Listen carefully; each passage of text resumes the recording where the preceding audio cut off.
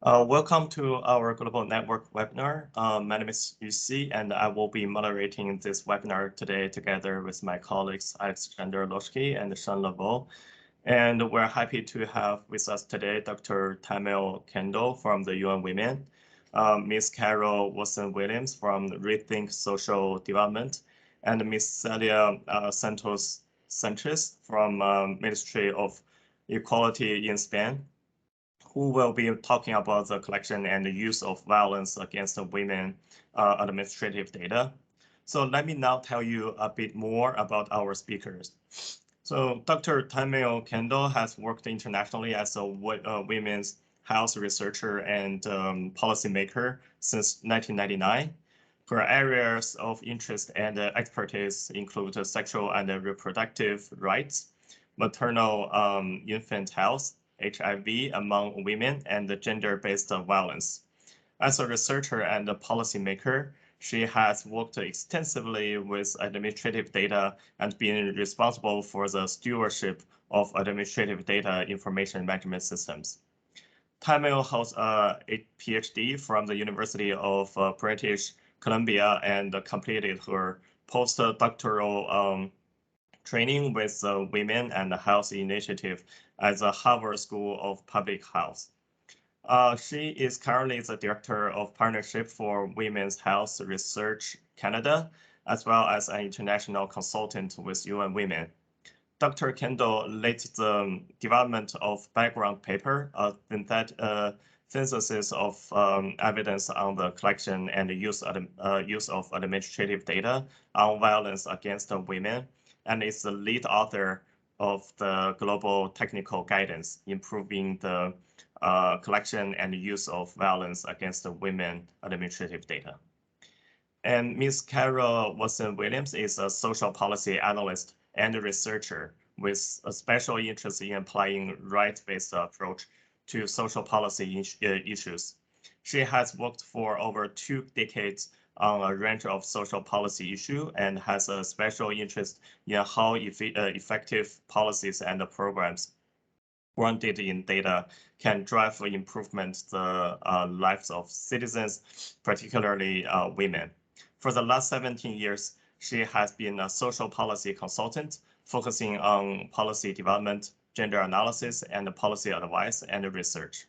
During this time, Carol has done work for international organizations such as Inter-American Development Bank, IDB, World Bank, UNICEF, UNFPA, UN Women, UN Habitat, the ILO, the government of Jamaica, and the University of West Indies, working in Jamaica and the Caribbean. She is the author of Women's Health Survey 2016 report, the report of first prevalence survey on violence against women and girls done in Jamaica, and is currently leading work in Jamaica for UN Women under the Spotlight initiative on building the capacity of the national statistics system to collect, analyze, and disseminate administrative data on VAWG. And lastly, our last speaker, Celia Santos Sanchez, hold a degree in mathematics and has been a member of Spain's higher body of state statistics since November 2005. Since that time, she has been working in different areas of official statistics, such as methodology, quality, dissemination, and communication, both at the National Statistics System of Spain, INE, and Eurostat, where she worked for 6 years. Celia is currently working as a government delegation against gender-based violence, Spanish Ministry of Equality, as deputy head of the unit for awareness, prevention, and studies on gender-based violence. Within the unit, they work with data from registered surveys, studies, and research, which are valuable tools to understand the full extent of the problem of gender-based violence. The analysis conducted by the unit serves to guide public policies based on the aspect detected and to raise public awareness through objective, reliable data and information.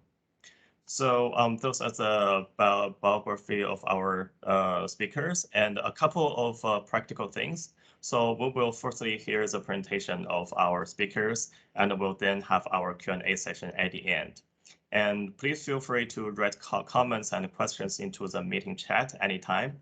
So during the Q&A, please ask the question yourself, or if you wish, we can also ask the question for you. Just let us know.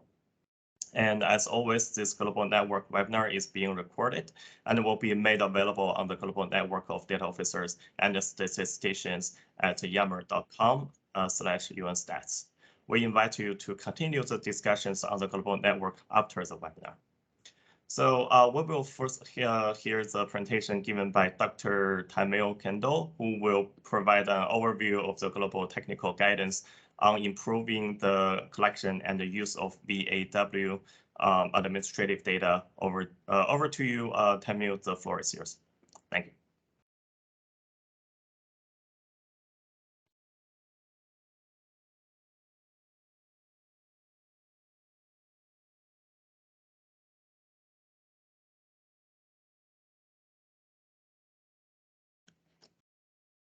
Tamil, I think you are on mute.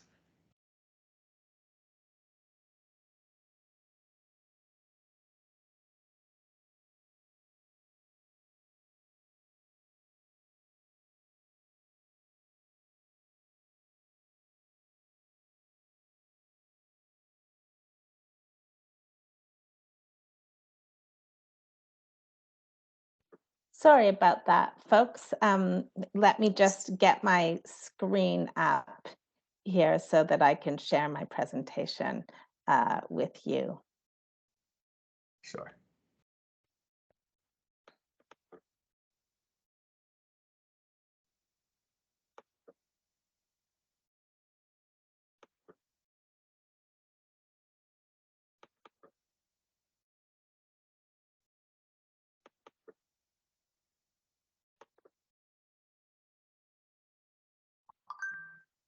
Are you no?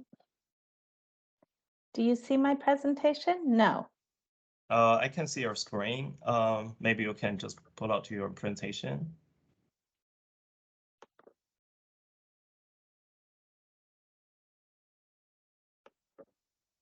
Do you see it now?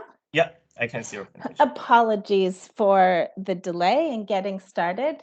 So I'm going to give the background and rationale and provide an overview of the 8 steps. And then we're very fortunate to have Carol with us and Celia to share country experiences using VAW administrative data and improving its collection and use in Jamaica and in Spain. This work of developing the global technical guidance was done under the auspices of the UN Women and World Health Organization Joint Program on Violence Against Women data, which seeks to strengthen the measurement and methodologies of VAW data, increase country capacities to collect data aligned with globally agreed standards, and promote the use of that data for policy advocacy and programming. We undertook the development of this global technical guidance because there's a strong demand from countries to use VAW administrative data both effectively and ethically to monitor and improve their services and policies. And we felt that this global technical guidance could increase knowledge about the appropriate uses of VAW administrative data, be an opportunity to center survivors in the design of data collection and use, and thereby promote international human rights standards, and in doing so, contribute to closing the data production use gap. The guidance is meant to be really flexible and adaptable for different country contexts or subnational contexts, both in terms of their current legal policy and service delivery context for violence against women, but also in terms of the existing data collection, information management systems, and maturity of the statistical system in the country. And really the main audience here are producers of vow administrative data, so those who are interacting with survivors and perpetrators, whether that's from the government or the non-governmental sector, but policymakers and the national statistics offices, recognizing that in this context, the producers of vow administrative data are also frequently users of that data. It's been a journey over 3 years, guided by a diverse technical advisory board that resulted in the publication of a background paper in 2020. And this technical guidance that is really builds on the information shared by stakeholder experts from different sectors in 20 countries about both the challenges and the lessons learned and successes of improving the collection and use of their vow administrative data systems. So the global technical guidance has 8 steps. First, really to understand and decide on priorities around the use of administrative data, create a coordination mechanism to provide leadership, and then to understand and come to consensus on what data needs to be collected and move towards implementation of analysis and reporting. Step 1 focuses on knowing the appropriate uses and identifying priorities. So I noted at the top that there's a need to increase data literacy about the appropriate use of vow administrative data. Of course, administrative data cannot represent prevalence. It cannot be used to report on SDG 5.2 because only a very small portion of the total universe of girls and women who experience gender-based violence ever come into contact with institutions and have their experiences recorded. On the other side, administrative data does provide a very valuable insight into service use and how the response is functioning in the country. And this information is not easily obtainable through survey research. And so administrative data can tell us about demand and use of services through monitoring service use. It can also provide insight into service coverage and quality, as well as be used for service mapping and system planning. Additionally, administrative data can be triangulated with information from the census or from population surveys to provide insight into which women and girls are using services and which are not. And this type of equity analysis is absolutely invaluable as we work to leave no one behind in our achievement of the Sustainable Development Goals. Step 2 is around creating a coordination mechanism for vow administrative data. And we understand that not one size fits all, but we do put forward criteria around leadership, which includes the priority that's placed on vow administrative data, a mandate for data collection, analysis, and evaluation, as well as a mandate for oversight of the vow response, credibility and independence, both perceived and actual, from political interference, and looking for operational efficiencies and avoiding duplication. In the membership of the coordination mechanism, this is where the data officers and statisticians from the different sectors, as well as from the NSO, is so important. There's a need for sectoral expertise, as well as expertise on violence against women, information systems, and statistics. And at minimum, the guidance recommends the inclusion of the NSO because of their role in statistical coordination, the women's machinery with a mandate for promoting gender equality, but also in many settings for overseeing the vow response, and civil society organizations who frequently provide a large amount of the services, but also bring really deep expertise and can help to center the experiences, needs, and preferences of survivors, both in the collection and in the analysis and reporting of administrative data. So here's an example of this from Latin America. You can appreciate, for example, that in Colombia, there's a co-leadership model between the Ministry of Health and the National Statistics Office based on their mandates, roles, and operational efficiencies.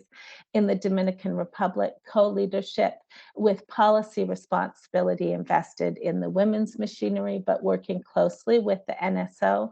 And in Guatemala, where it's the NSO itself that is legally mandated to create and implement the VOW administrative data information system. I won't go into as much depth here, but in step 3 is really to analyze and understand both the legislative environment for violence against women, but also for administrative data. So an example of this would be what the National Statistics Act says about the NSO collecting administrative data that includes personally identifiable information, analyzing it, and reporting on it. Is there a possibility for that under the current legislation? This kind of understanding of the legal and policy environment is critical for making decisions about roles and responsibilities. And then also in 3.2, having a really fine-grained understanding of the existing data environment within each sector. So the nitty-gritty of how data is currently collected, in what formats, how is it transformed and reported currently, and what are the human and infrastructure resources that are dedicated to that. And then coming together also to understand data user needs and to discuss what data is available. And Carol will speak more to this process. In step 5, the focus is on the coordination mechanism, agreeing on what data will be collected, analyzed, and reported, which includes a minimum data set, which we recommend, establishing operational definitions and data management processes, looking at different options for the flow of data from collection to reporting, and of course, putting in place the information sharing protocols and standard operating procedures to allow that data collection, analysis, and reporting, but also with a real emphasis on protecting privacy and confidentiality. When you look here at the recommended minimum data set, you can appreciate in purple the absolute minimum to be collected across all sectors. So we focus on 3 types of violence: physical, sexual, and psychological, recognizing that based on national priorities, other types of violence could also be documented. Following the approach of the World Health Organization and also the International Classification of Crime Statistics, this is a behavioral definition based on the acts of the perpetrator against the survivor. And so this is where there will be a need to create conversion tables that match statistical definitions, which is the behavioral definition, to the administrative data codes, for example, in the civil or criminal code, or within the recording in a hospital setting. And we also put great emphasis here on the importance of identifying all the types of violence in the administrative data set that are reported by the survivor or with which the perpetrator is charged, rather than choosing only one. And this building out of this more comprehensive view is very important to be able to adequately design the policies and services that can respond to violence. You can also appreciate that the minimum socio-demographic indicators here are age and sex of both the survivor and the perpetrator, but depending on national and subnational priorities and the application of a Leave No One Behind framework, there may be additional socio-demographic information collected, such as gender identity, ethnicity, or disability status. What's really critical here is for the coordination mechanism to think about the relative benefits, but also the burdens, both in terms of response on survivors and for data collectors. The collection of the survivor-perpetrator relationship will be a huge step forward in understanding power dynamics in violence against women and being able to respond to these through programs and policies, both in response and for prevention. And this is aligned with the International Classification of Crime Statistics, as well as the Statistical Classification or Framework for femicide, which was approved by the UN Statistical Commission in March 2022. So making progress on documenting the survivor-perpetrator relationship is a very important point. Additional expanded but still minimum include geography, the type of location, and the services provided. And when we think about measuring program monitoring and measuring quality in the services provided is where these variables will be built out to measure whether or not services are provided to standards and outcomes. So an example for health would be what medical services were provided to the survivor and the timeliness of those. In justice, this would be used to look at the chain of justice. So for example, how many reports of violence were made to police, how many investigations were opened, how many of these resulted in charges to perpetrators, of those charges, how many went to court, and what was the conviction rate and sentencing. So this is where that would be included if there is to be monitoring, program monitoring, as well as the minimum service-based data set. Step 6 is to create an implementation plan, which includes both training of frontline service providers who are interacting with survivors and perpetrators, and to plan for the required human infrastructure and financial resources for data management and reporting, which in our analysis with these 20 countries has identified teams of around 7 to 19 professionals. And finally, it aligned with the UN Principles of Fundamental Statistics to move forward on reporting and also to engage in data communication. And the guidance makes very specific recommendations about areas for improving data literacy, as well as identifies good practices in order to advance data communication and engage in dialogue with service providers and decision makers. Thank you very much. And with that, I'll hand it over to Carol.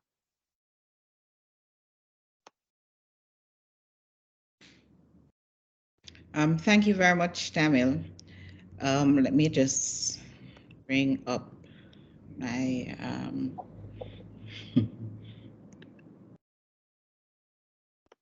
okay, here we go. All right. So this morning I want to share with you let me get it in slideshow if I can. I want to share with you the process that we have undergone here in Jamaica to basically building an administrative data system on violence against women. We haven't completed our process. We're in the process. So what I'm sharing with you is what I've called the process so far. So like globally, violence against women and girls is a problem in Jamaica. We did our prevalence survey in 2016, and you can see here I'm just showing you the extent of the issue that we're facing. So although we have conducted this first prevalence survey, we still know that there are some data gaps that we need to fill, and those gaps we believe can be filled through building a robust and comprehensive administrative data system. We need an articulated system for the collection, sharing, and use of administrative data.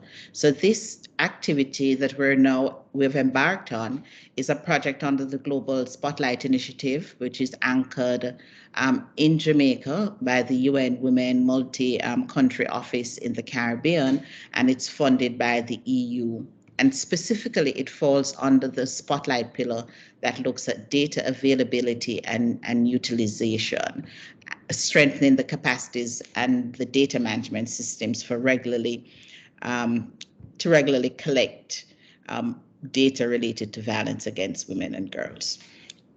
Tamil has outlined a process, the process that is covered in the guidance, and the process that we have embarked on is very similar to that. So the first thing we have done is a capacity assessment of the national statistics system.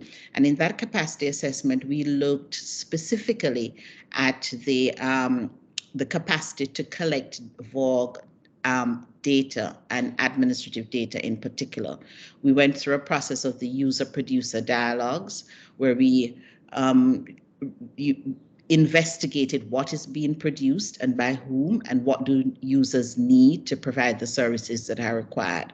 Then we are now in the process of developing the guidelines and ethical standards anchored in, of course, the international guidelines that Tamil has led the development of. And then we move on now to looking at our minimum data set. I just want to look at each step in the process individually. So for the capacity assessment, we looked at these 6 thematic areas, and this is very similar. Celia, you will recognize it as the sort of schema that Eurostats has used in capacity assessment, because that instrument or that approach was adapted for Jamaica and used in Jamaica. So the thematic areas that we covered were the legal, institutional, and strategic framework at the level of the sector. And by the sector, I mean here the sector looking specifically at violence against women and girls. So we wanted to look at what are the laws that support the collection of this data and what sort of institutional frameworks do we currently have in place to support the collection of administrative data, and that is this part of the strategic planning of these institutions. We looked at the organization and coordination of the national statistics system. Is there a leader? Which organizations are the leader? Who are the contributing organizations to this statistics system? In other words, who are the producers of this statistic? And then we looked at the production of VOG data across different partner organizations in the system. And of course, Tamil spoke about issues such as the adequacy of resources. So in looking at that, we investigated whether the coordinating system had enough personnel, enough quality personnel. We looked at issues such as infrastructure, the equipment that they had access to, the expertise that they had access to, those sorts of things to assess whether these resources were adequate for the tasks that we've set out to do. And then issues of data quality.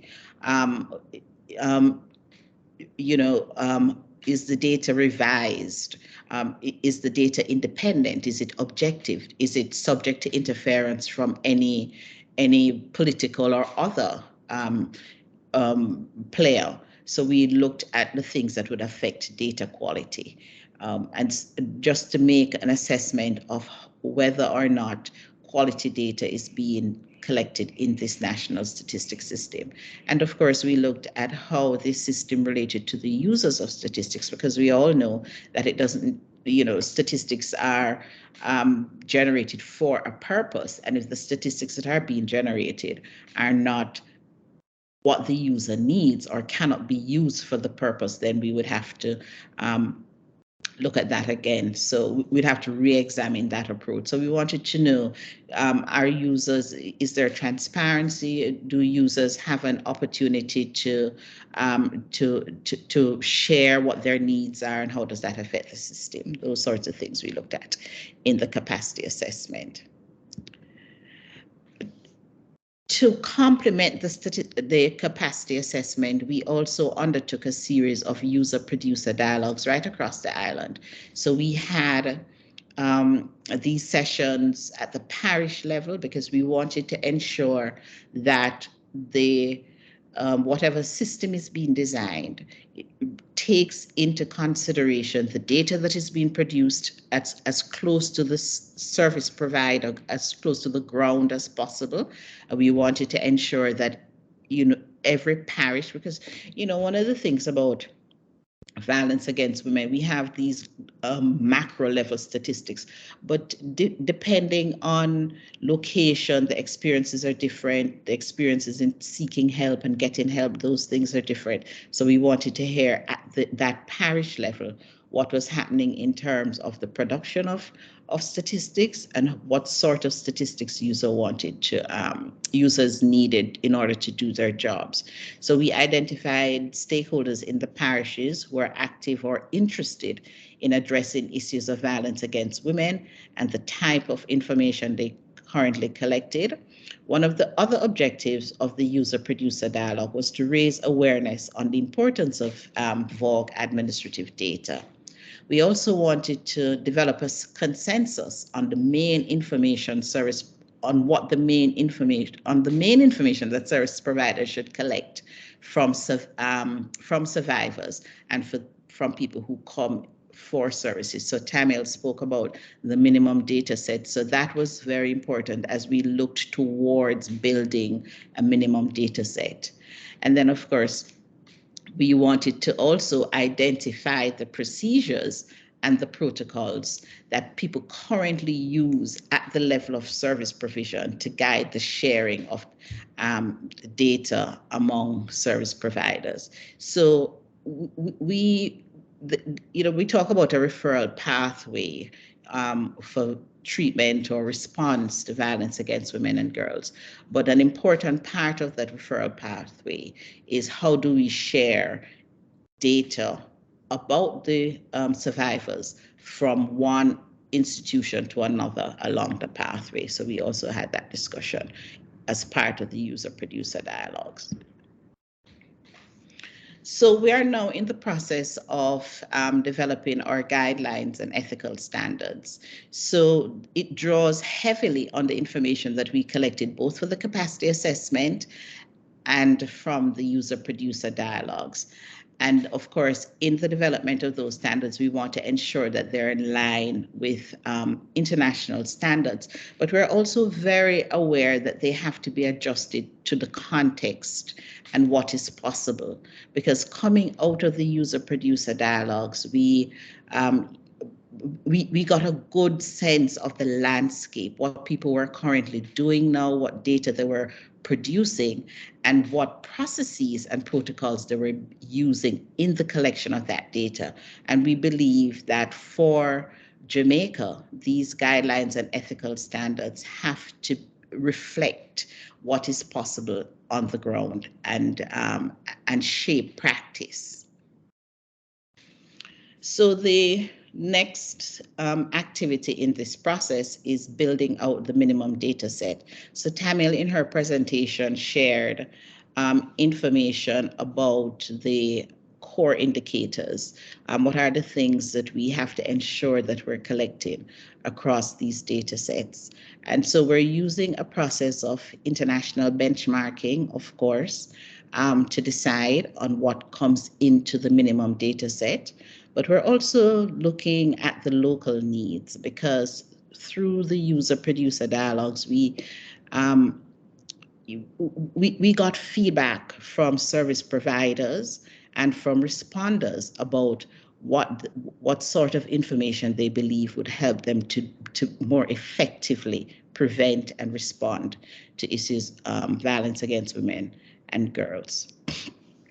The minimum data set also has to take account of the data sources and the capacity and readiness of the various data providers to provide information for this minimum data set. We started off in this process looking at both Government of Jamaica data producers and civil society data producers, and I'll share with you a little later some of what we found. And so as we assessed the overall capacity and readiness, we had to make decisions about how widely we're going to scope the data sources, where we're going to try to build information from, to build information in this minimum data set. So although we would have loved to have had civil society organizations being an important part of the national statistics system and providing information for this data set, there are some things we found out through the process of the user-producer dialogues that have caused us to sort of rethink whether or not that is possible. And then, of course, the whole matter of access. This is one of the critical things that we're grappling with. Who has access to this information? How is this information collected? And of course, we're observing the do no harm principles, ensuring ethical data collection, confidentiality, informed consent right across the board. So these are things that we have to set up clear protocols around as we build out the minimum data set. And of course, we also have to be aware of the conditions under which different service providers can access this data set. So those are some of the things as we're going through the process here in Jamaica, we are having discussions about, and to ensure that we conform to the international standards around the collection of data on violence against women and girls, but also around the sharing and access to that data. So what we now know from that process is that what we have is a very basic or rudimentary data collection system at the parish or community level, and in some instances even at the national level, because we do have challenges with how the data in the justice sector is now collected and whether we'll be able to use that data to support monitoring of those minimum indicators.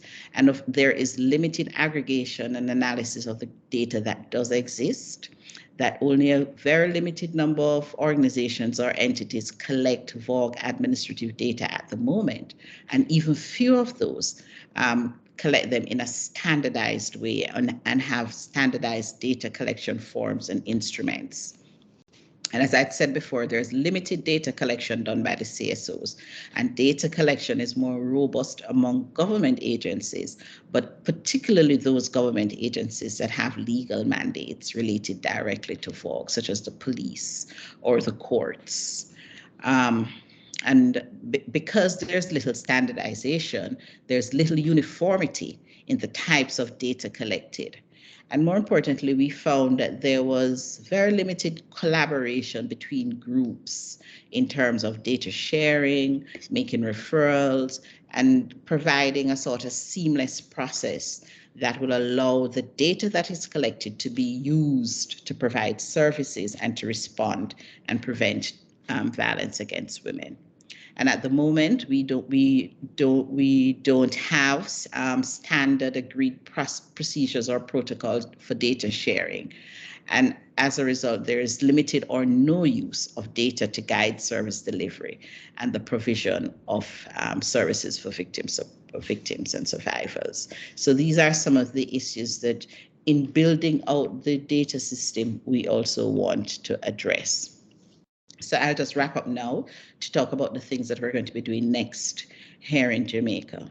So although we found that the existing infrastructure was not robust, what we know is that there is active active interest in building out this sort of infrastructure. And so based on that information, we're working with data providers in the government who have the capacity to begin establishing the minimum data set. That is the strategy that we're going to use.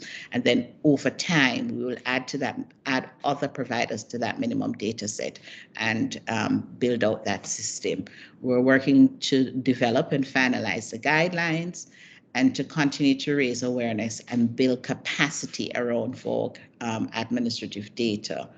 A very important point, and Tamil spoke about a mechanism to coordinate this activity. So under this pillar, we're collaborating with the government of Jamaica to develop a sustainability plan beyond this project, because what we want to happen is that when we're finished, the minimum data set is housed, it has an owner, and it has their proper procedures for its update and maintenance over time.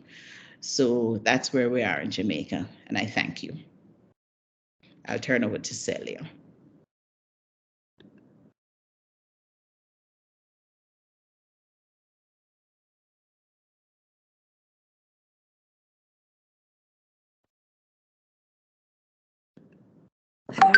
Hello everybody. Thank you very much, Carol.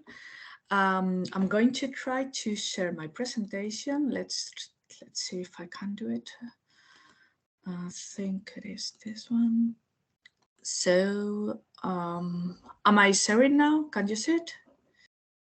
Yep, I can see your presentation. Okay, thank you. So first of all, thank you very much for having invited the delegation to this webinar to talk about our experience in collecting administrative data on gender-based violence. My name is Celia Santos, and I work for the delegation for the delegation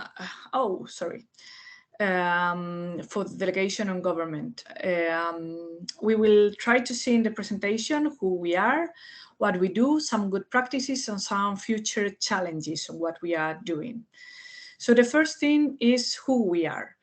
And we are the government delegation against gender-based violence. Currently, we are under the Ministry of Equality, but this has not always been the case. We have moved to different ministries over time, but the government delegation as such has had always the same structure since its creation, that was in 2004.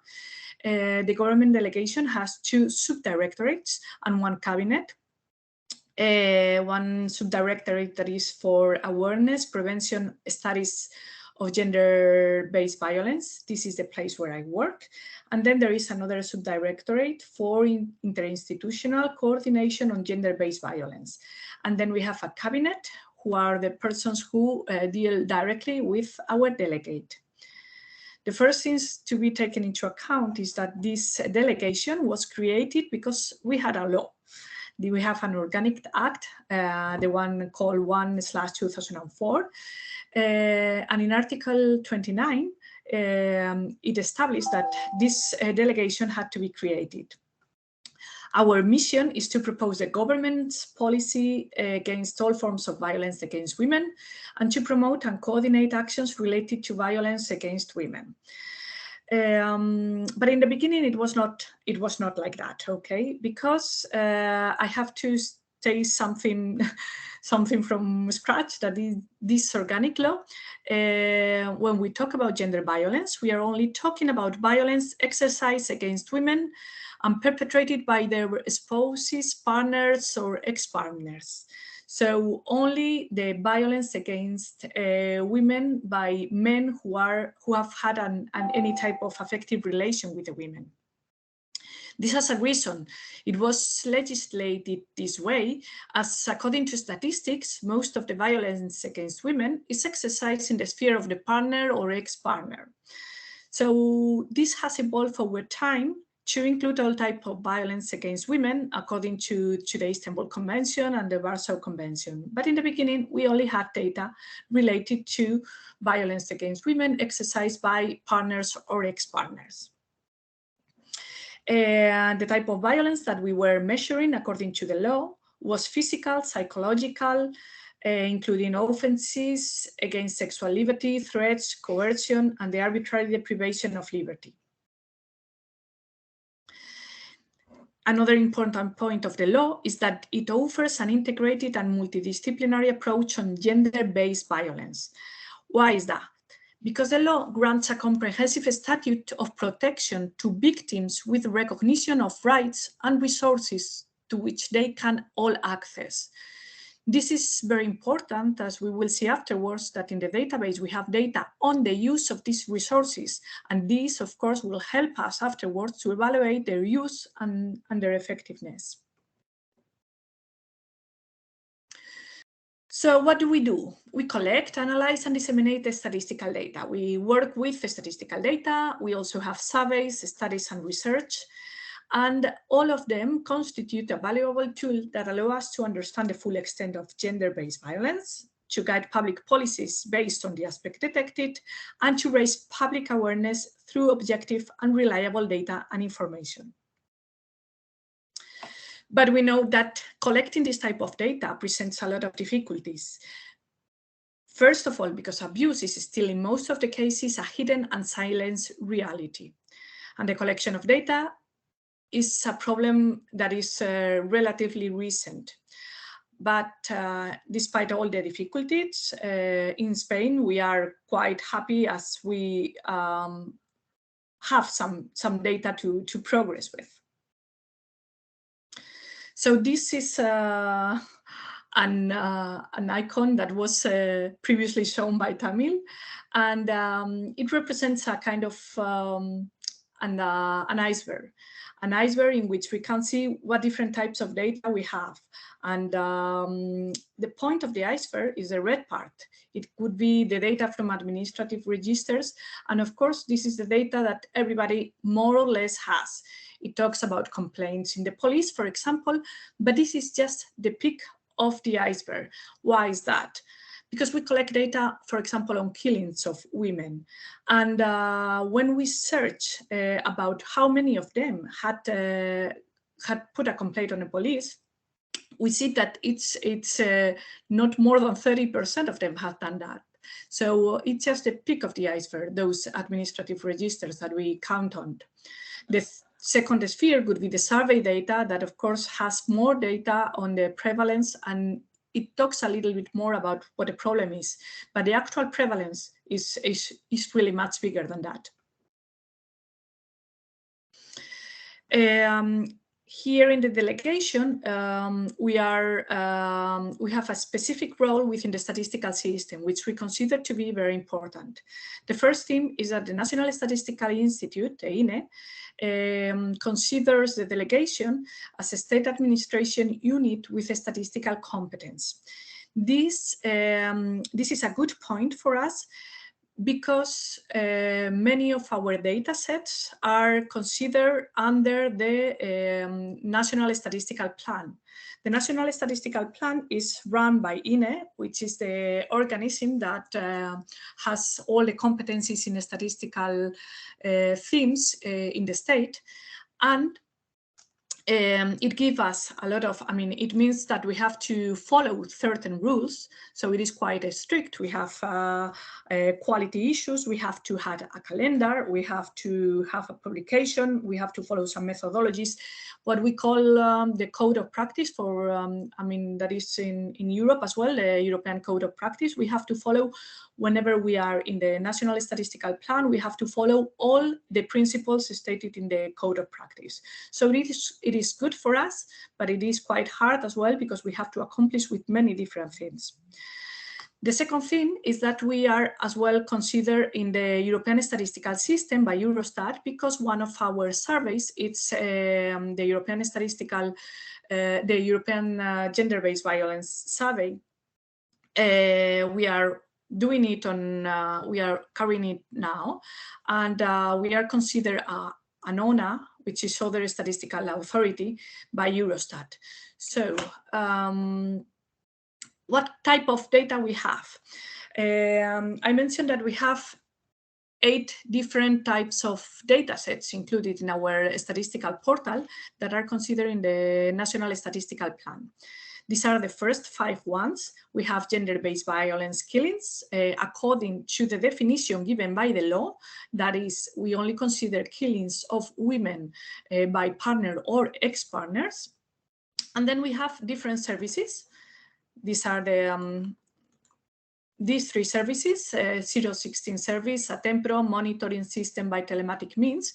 These are services that are offered according to the law to those women that are affected by gender-based violence.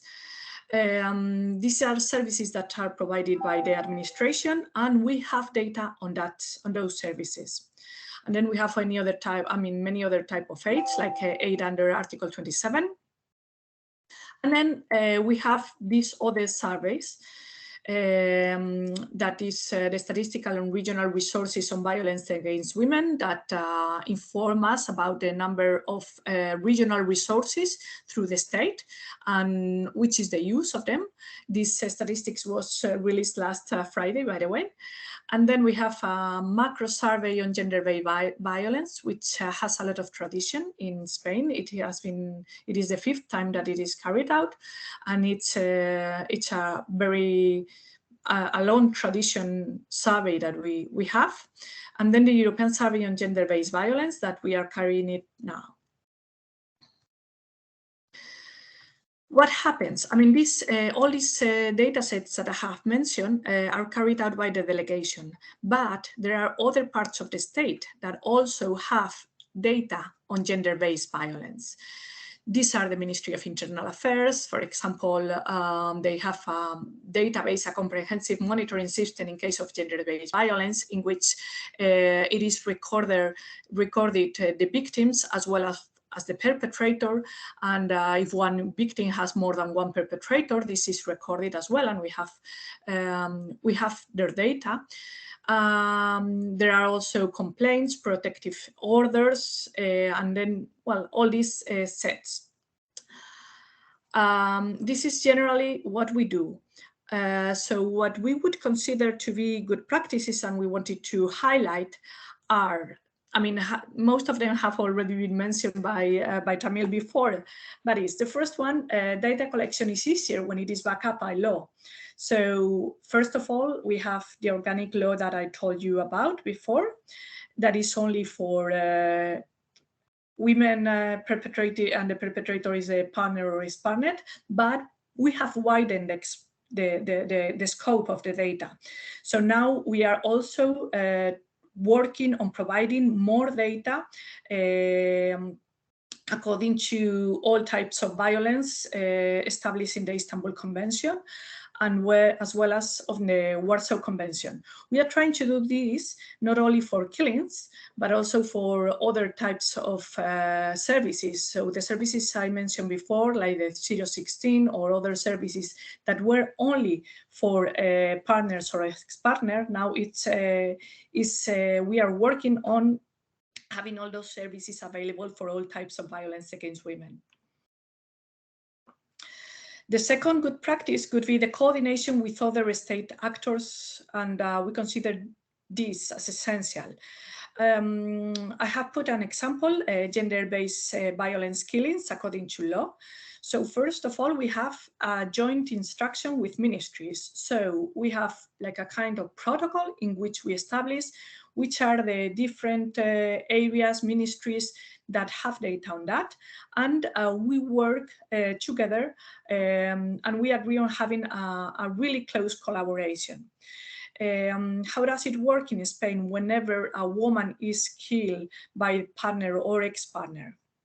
First of all, we have territorial units around the territory. So in each of our provinces, that is one of our regions, we have a unit that is informed by the security forces of any type of case that might have appeared in the region. And then they collect data. They collect data on that, and then they collect basic data. But this basic data comprise a lot of data, because we have a data collection tool that has to be filled in. I mean, it has two sections, like compulsory data and non-compulsory data. The first one has to be really very quick, and it gives a lot of variables on the case, on the woman, on the perpetration, in the case of guardianship, in the case of any other person has been injured during the killing. So there are many things to be filled in before having Kubi, which is our data collection tool, totally filled. Whenever this is filled, the unit send it to us and inform us. And then the delegate is the one who decides whether to confirm or to put under investigation the case of which we are talking. Whenever the case is confirmed, then we run all the statistical process, and with the data that has been collected via the data collection tool, we update all these variables in our database and we produce a statistical data set. So this is our statistical portal. I'm afraid it's only in Spanish, but we have data since 2003, so we have a quite long series. We do provide as well information about orphans, so boys and girls who are orphans because of their mother being killed. We also provide data on kids that have been killed during the process or only them because of gender violence. So whenever the partner or ex-partner of the mother has killed the baby, we also have data on that, and we have exactly to fill exactly the same thing with all the same variables. And then we produce a statistical sheet that has a lot of statistical information. All the data, I mean, anybody who has access to this registration tool has to sign a paper of statistical secrecy, because as this is under the National Statistical Plan, all these statistics are considered under the law of statistics, which considers statistical secrecy to be fundamental. That means that we can give data, but only aggregated data on general things. Then the third good practice would be to put in place agreements with other ministries. This is really important. It's what I saw you before. There are many other ministries that produce data related to gender-based violence. And we have agreement with them in order to get their data and to put it together in our statistical portal, so that the user can have in one single place all data related to gender-based violence, independently of the source of information.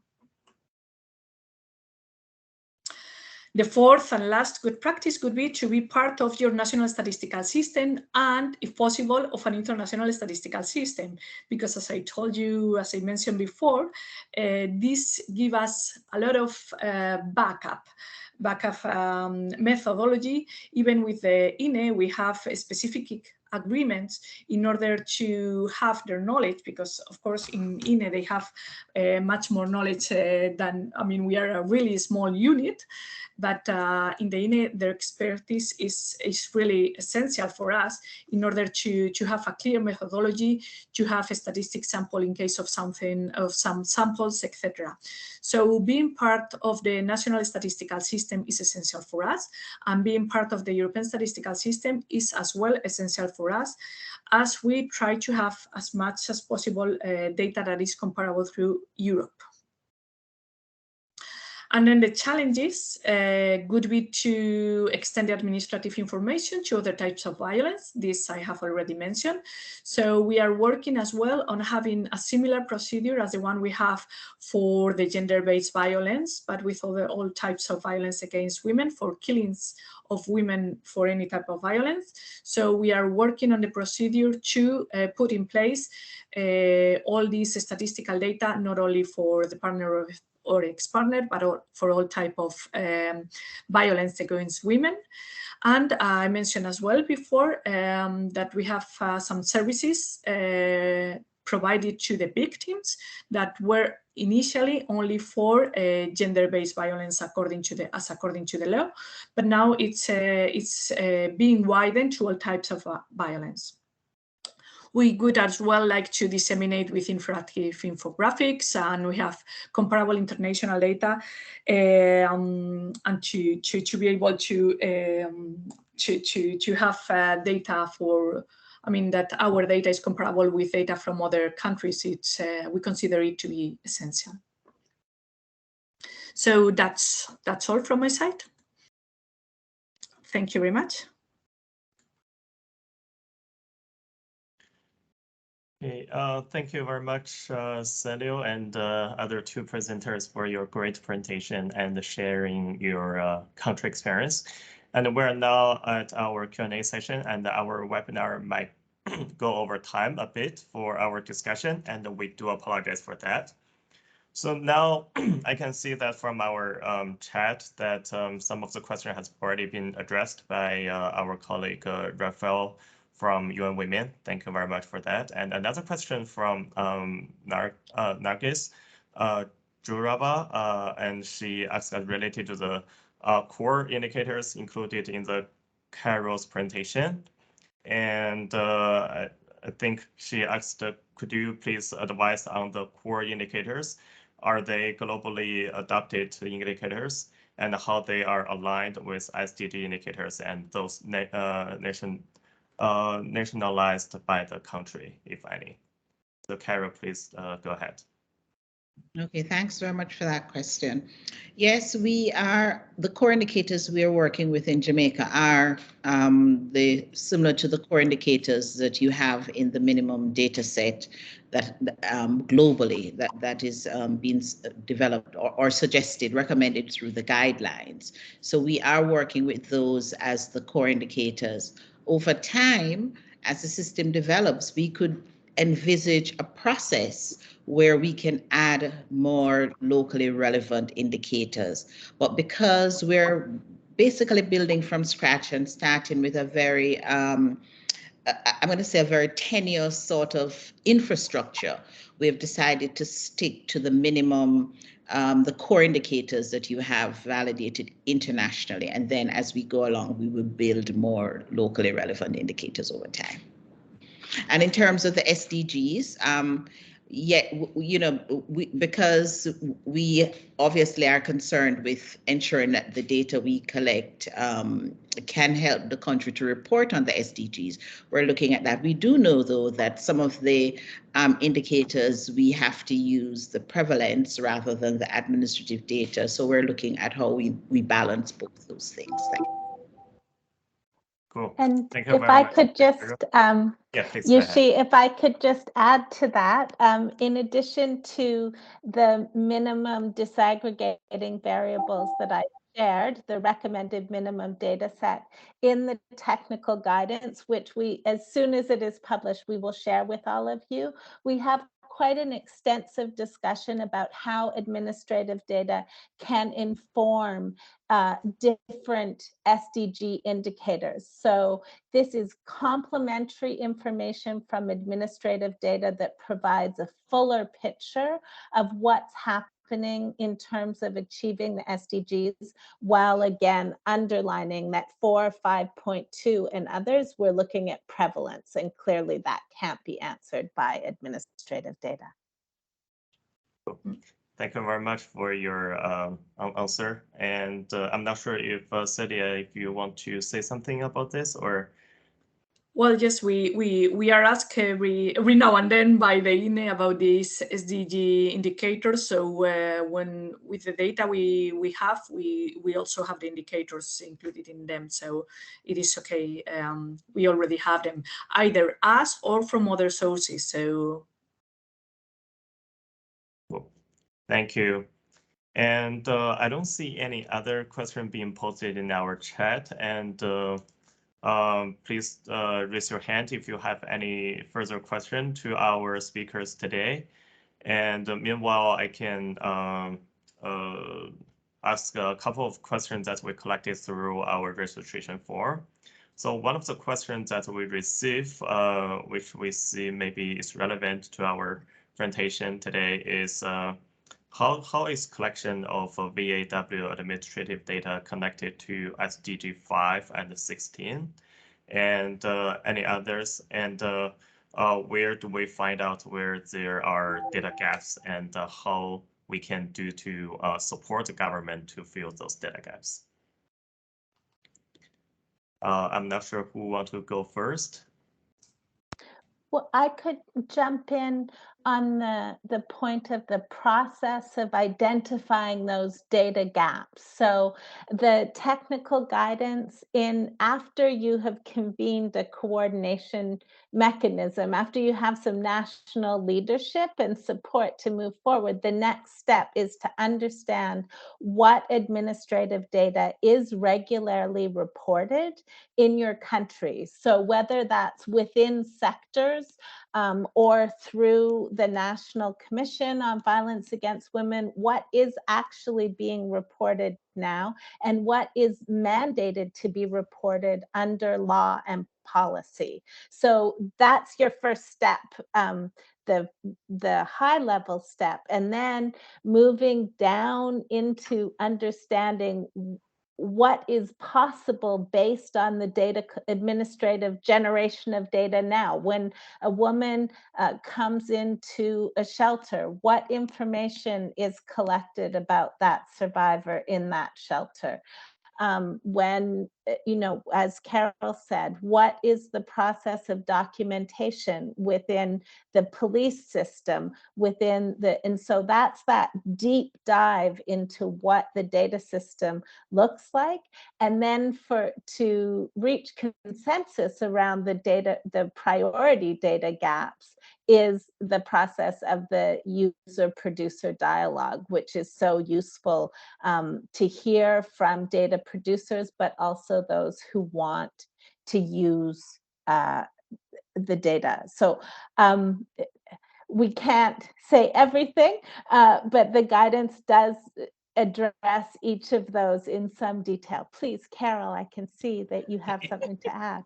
Yes, I just wanted to speak to the section about how governments can be supported, because as I look at Celia's presentation and this, sort of highly articulated system, which is sort of aspirational for us, it requires investment of resources to get to that point. And I think that is a way in which governments, particularly in countries like Jamaica, can be supported because there's a willingness and there's an interest. But we do have capacity gaps and we do have resource gaps, and we need to be able to bridge those gaps in order to build a system that we like that can work on the behalf of women. Sounds good. Yes, I just wanted to add one thing. Sometimes when we talk about the prevalence of violence, we are not talking about administrative data. That in many cases we get it via surveys, not via the administrative data. So that is one point to take into account, that we can get administrative data like I don't know, complaints in the police or what we have as killings. But there are other types of data that it is only possible to have them via these surveys. And these surveys have a very quite long period. I mean, we have them every 4 or 5 years in many cases. So it is not, because they are quite expensive and they are not easy to make. And but we do have data, but it's not as updated as it could be the other type of administrative data that we have on a daily basis. And one of the other things that I wanted to mention is that the data collection tool is really very interesting in case you want to start any type of system, because it obliges you to fill in certain variables that have to be filled by everybody. So you have a core number of questions that have to be filled in yes or yes. And that makes it possible to have then tables with certain data, because otherwise it's impossible. And even in those cases, there are many cases in which there is a no answer question or doesn't know. But in many of the cases for our compulsory part of the recording, it's data that we are more or less sure that we have. So, well, this I just wanted to mention this. Cool. Thank you very much. And I also see that for those countries who can identify those data gaps and also find the key roots, such as like capacity gaps or data collection mechanism and based on that, they can seek the support. Maybe it would be the key for resolving those data gaps. And also, we are looking forward to the launch of this guidance. I'm sure that will be super helpful for that. And another question, because I still don't see any other question being posted, so I can ask my last question from the registration form. Is what are the key knowledge hubs, resources on applying innovative approaches for reliable data collection? I know that for today, we also discuss a lot of administrative data, but I'm not sure if you can add any additional like resources on that or approach. Well, of course, I'll mention the UN Women's Knowledge Center on Violence Against Women data, which is a great resource. Additionally, there is the No Vow data, which has training materials and has worked on this. Spotlight around the world is generating data. The Women Counts program, actually the toolkit for Counted and Visible has some very useful complementary tools around building a coordination mechanism, getting political buy-in. So within the UN system, there is a lot of guidance. I would also mention the Global Network's own resources on administrative data. There's several tools for assessing the legal environment, for establishing memorandums of understanding between data producers and the National Statistics Office, for example. So many of those are cited in the guidance, but there really is a wealth of resources out there, I would say, to support with the practical process. And I'll see what Celia and Carol would like to add. Thank you. I think you already provide a pretty comprehensive solution. Thank you for that. And I see there's one hands up from Dali Osibo, Nigeria. So maybe you can unmute yourself and ask the question yourself. And also just for everyone else, I guess this would be our last question concerning our time constraint. Thank you. And Dali, please go ahead.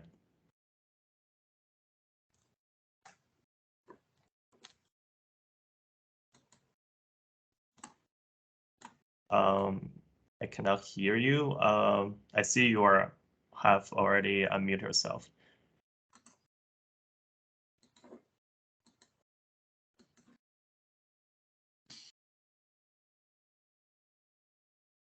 It seems like we cannot hear you. Can you try to unmute yourself and try to see a few words?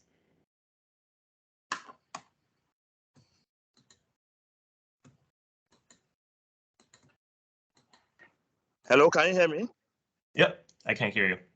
Oh, okay, fine. Thank you very much, Tamil and Carol and Celia, for the lovely presentation. I just wanted to say that, sorry, I had some internet challenges. A lot of things that you have talked about are things that we have worked on in Nigeria. So I work for an organization that is funded by the Spotlight Initiative in Nigeria to support the Federal Ministry of Women Affairs on administrative data.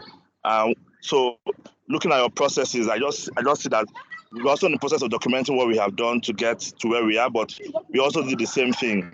We've gotten a minimum data set. We have a governance structure where we have a technical working group that looks at our data, and we also have a dashboard where we can report administrative data.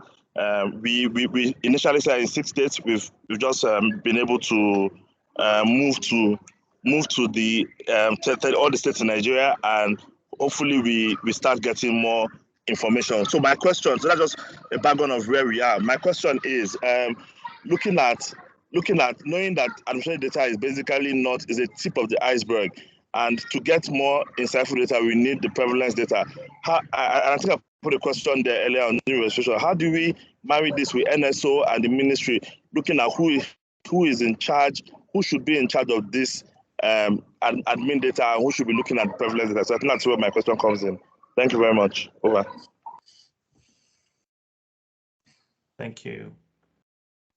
Well, I think it's, that depends a lot on the political will, the willingness, and the leadership in your particular context. So the involvement of the National Statistics Office is very important to provide that technical capacity. And I think that Celia did a really beautiful job of illustrating for us how important that is to have, whether or not the National Statistics Office is leading, that dialogue and that technical support from the National Statistics Office in the definition of the metadata, in thinking through those processes of data collection and reporting, and also the National Statistics Office may be empowered by law to deal with administrative data in some ways that others are not.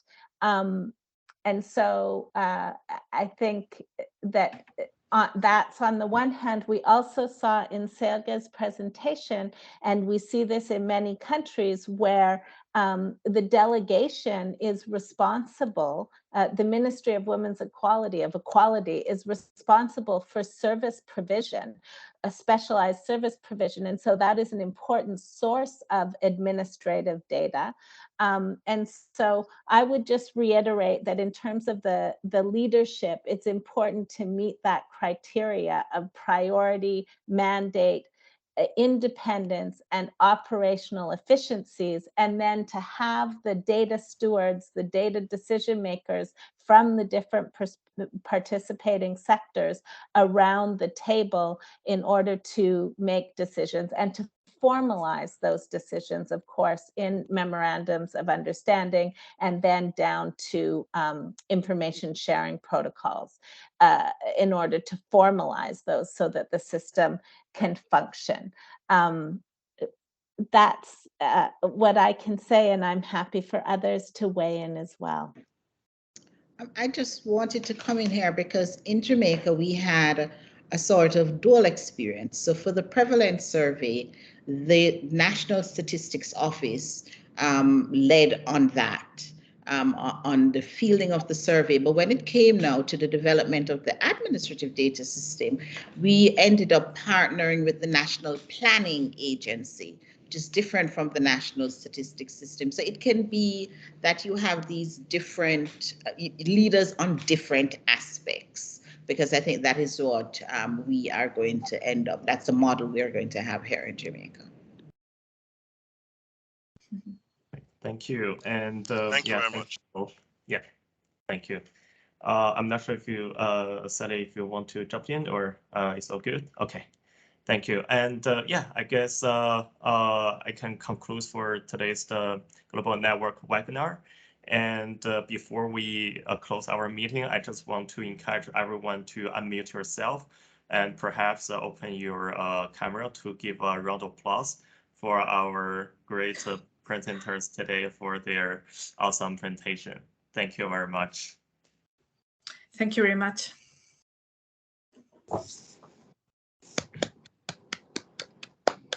Okay, thank you all, and see you in our next Global Network, and have a nice day.